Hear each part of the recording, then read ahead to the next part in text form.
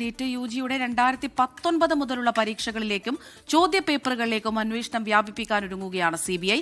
ക്രമക്കേടിന്റെ സൂത്രധാരനായ PV Kulkarni 2019 മുതൽ national testing ഏജൻസിയിൽ പ്രവർത്തിക്കുന്നത് കണ്ടെത്തിയതോടെയാണ് CBIയുടെ നീക്കം. കുൽക്കർണിക്ക് ചോദ്യപേപ്പറുകളിലെ എല്ലാ സെറ്റുകളിലേക്കും ആക്സസ് ഉണ്ടായിരുന്നു. കൂടുതൽ കോച്ചിംഗ് സെന്ററുകൾ കേന്ദ്രീകരിച്ചും അന്വേഷണ സംഘം റെയ്ഡുകൾ നടത്തുന്നുണ്ട്.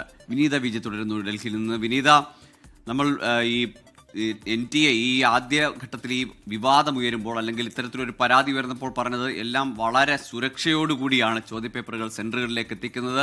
അവിടുത്തെ സുരക്ഷാ ക്രമീകരണം, കൊണ്ടുപോകുന്ന വാഹനത്തിന് GPS, ക്യാമറ പരിശോധന, AI ക്യാമറയുടെ നിരീക്ഷണം, ഇതെല്ലാം പറഞ്ഞു. പക്ഷേ ചോദ്യം ഉണ്ടാക്കിയെടുത്ത്, അതായത് ഈ ചോദ്യത്തിൻ്റെ ഉറവിടത്തിൽ തന്നെ അത് പുറത്തു പോകാനുള്ള വഴികൾ ഉണ്ടായിരുന്നു എന്നത് അറിയാനോ അത് തടയാനോ സാധിച്ചില്ല ഈ ഏജൻസിക്ക്.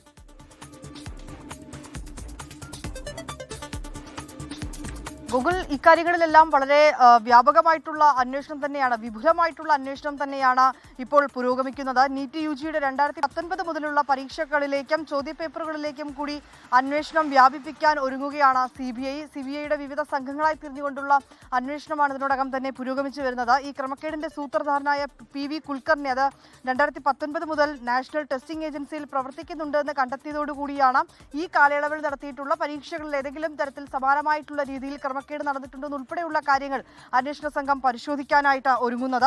അതിൽ ഈ എല്ലാ സൈറ്റുകളിലും ഈ കുൽക്കർണിക്ക് ചോദ്യപേപ്പറുകളുടെ എല്ലാ സൈറ്റുകളിലേക്കും ആക്സസ് ഉണ്ടായിരുന്നു എന്നാണ് അന്വേഷണ സംഘം കണ്ടെത്തിയിരിക്കുന്നത്.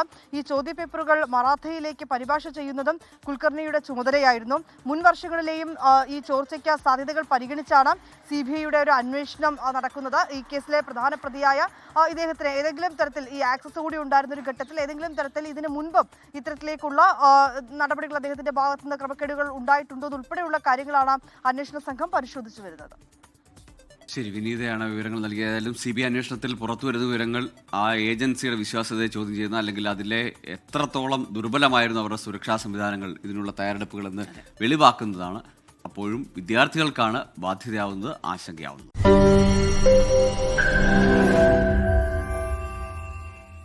ലോകത്തെവിടെയായാലും ഏത് സമയത്തും 24 വാർത്തകളും ഓഗ്മെന്റഡ് റിയാലിറ്റി പാക്കേജുകളും എക്സ്പ്ലെയിനറുകളും വിശദമായി കാണാൻ ഞങ്ങളുടെ YouTube ചാനൽ നിങ്ങൾക്ക് സബ്സ്ക്രൈബ് ചെയ്യാം.